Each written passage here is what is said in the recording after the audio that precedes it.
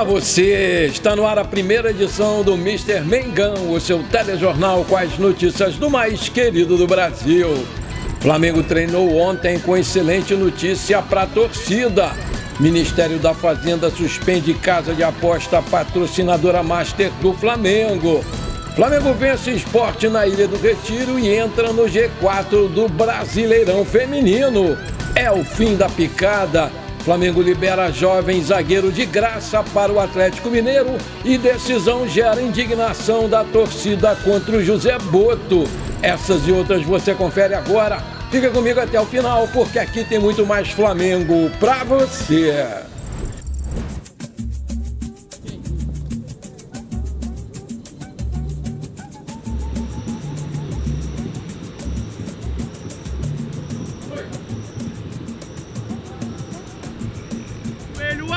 Aqui, mais frequência da passada. É o mesmo gesto. Uma bola só. Chega, recupera bem isso. Aí, X. Juninho, fica lá. Vai. Chega fazendo, né? Boa. Boa. Direita, esquerda, boa, esquerda. Pra cá. Aqui, rotação externa mais curtinha. Curtinho. Isso. Aí troca. Isso. Boa, vem pra cá. Na barreira mais alta, joelho alto. Aqui, curtinho. Vamos.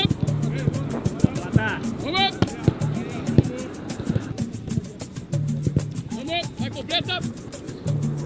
Beleza, fazer aqui uma variação aqui, ó. Boa. Isso, lateral, ubicar. E aí, coordena. Boa.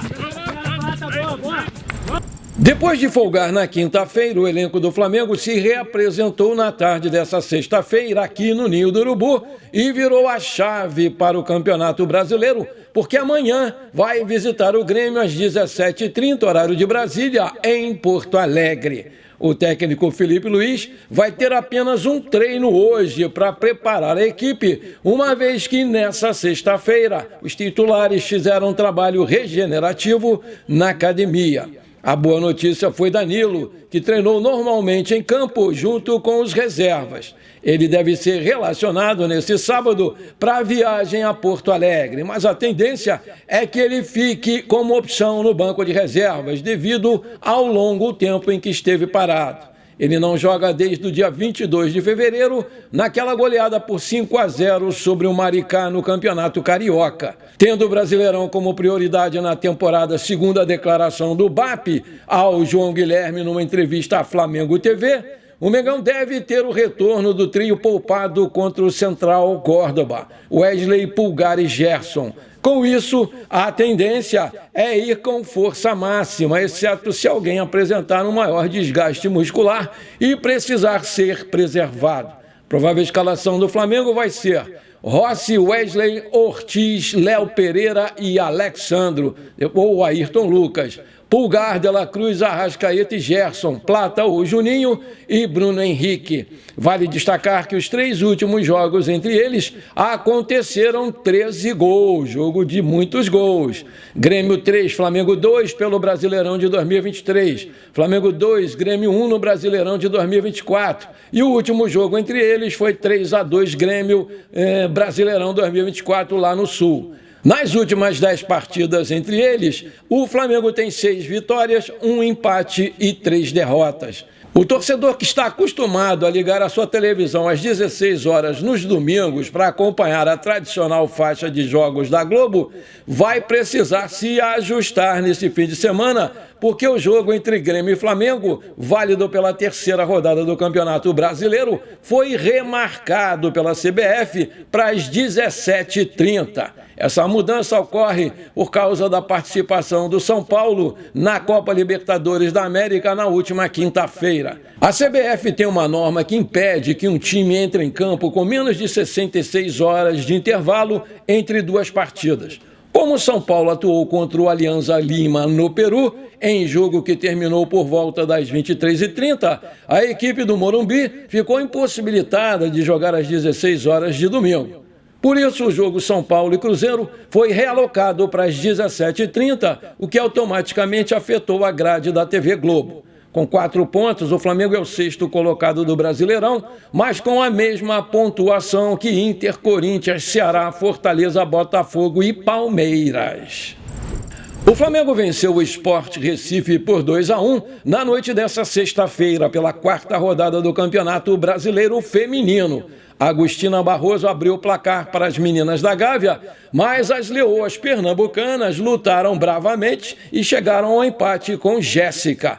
A partir dali, ganharam campo, ensaiando que poderiam até vencer, mas não foi isso que aconteceu. O Flamengo voltou melhor na etapa final e se impôs fisicamente diante das adversárias, chegando ao travessão por 2 vezes para, com Vitória Almeida, construir a vitória na Ilha do Retiro. Com um detalhe, Valéria Cantuária teve a chance em cobrança de pênalti de alargar a vantagem perante as donas da casa, mas parou na goleira Nanda. Com a vitória, o Flamengo sobe para a 4ª colocação com 7 pontos. Nos últimos 4 jogos, perdeu apenas 1, empatou o outro e ganhou os últimos 2, incluindo esse de ontem, né? O próximo jogo do Mengão vai ser na terça-feira, às 18h30, horário de Brasília, aqui no Rio de Janeiro, no Estádio Luso Brasileiro, contra o Palmeiras.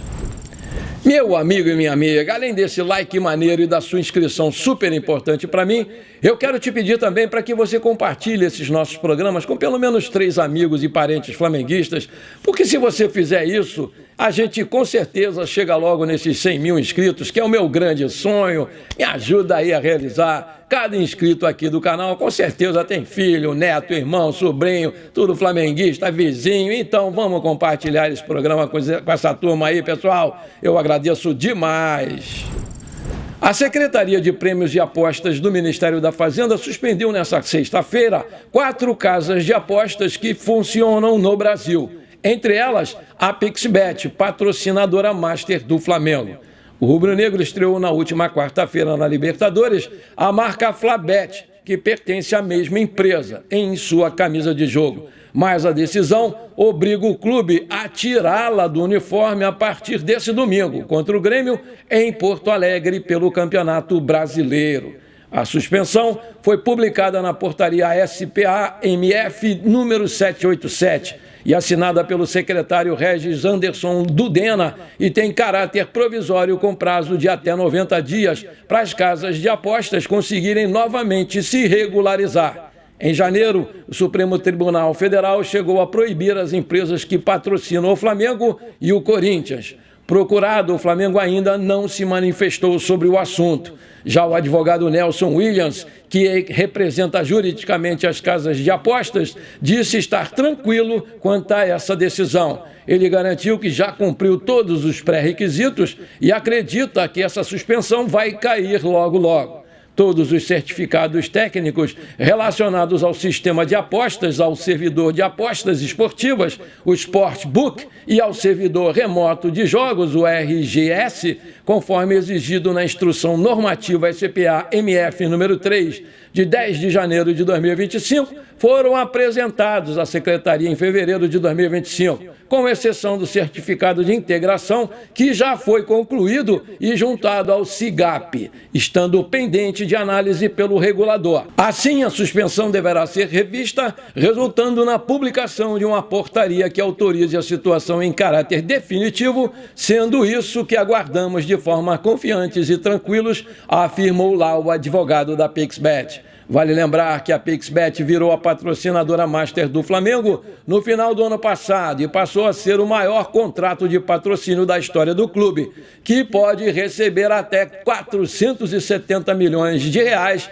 para estampar a marca da casa de apostas durante 4 anos, até 2027. Nos primeiros meses dessa temporada de 2025, o Flamengo segue realizando ajustes estratégicos no seu elenco, incluindo saídas pontuais nas categorias de base. E dessa vez liberou o zagueiro Pedro Lemos, de 18 anos, que já acertou a sua ida para o Atlético Mineiro. A transferência foi sem custos imediatos para a equipe mineira, mas o rubro-negro optou por manter parte dos direitos econômicos do jogador.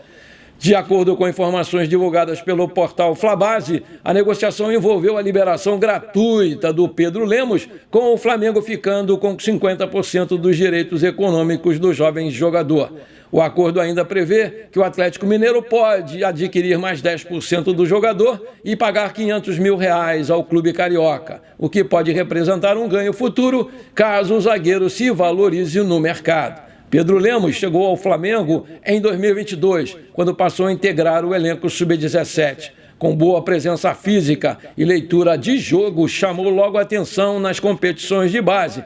E nessa temporada disputou 7 partidas entre a Copinha e a Copa Rio Sub-20, com um gol marcado. Seu desempenho fez com que ele tivesse uma multa rescisória de 50 milhões de euros e um vínculo com o clube até 2026. Mesmo com a liberação recente, a cláusula contratual de valor elevado indica que o Flamengo via potencial em Pedro Lemos. Ao manter 50% dos direitos, o clube assegura a participação em uma possível venda futura. Essa estratégia é comum quando há perspectiva de valorização do jogador em outros mercados ou outros clubes. A saída do Pedro Lemos ocorre num cenário em que o clube também perdeu nomes importantes no elenco profissional. Fabrício Bruno foi vendido para o Cruzeiro por 7 milhões de euros, enquanto o Davi Luiz não teve o seu contrato renovado e foi para o Fortaleza. O garoto Cleiton também está de saída porque não tem tido oportunidades com o Felipe Luiz. O mesmo acontecendo com o zagueiro Pablo, que está treinando em separado e não faz mais parte dos planos do técnico também.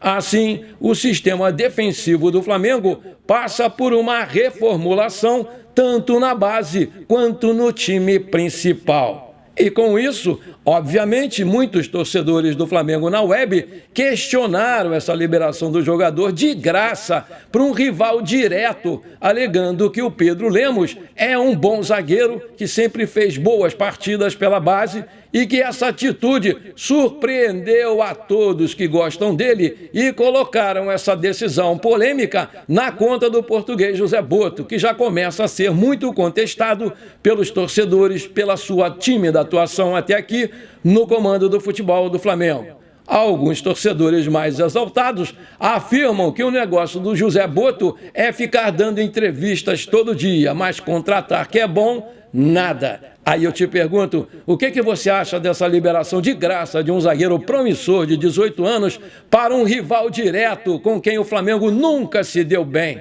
Coloca aí! Bom, por enquanto foi isso. Eu espero que você tenha gostado do nosso programa. Muito obrigado de coração por você ter ficado comigo até aqui. Um grande abraço e bora ser feliz. Pra cima deles, Mengão!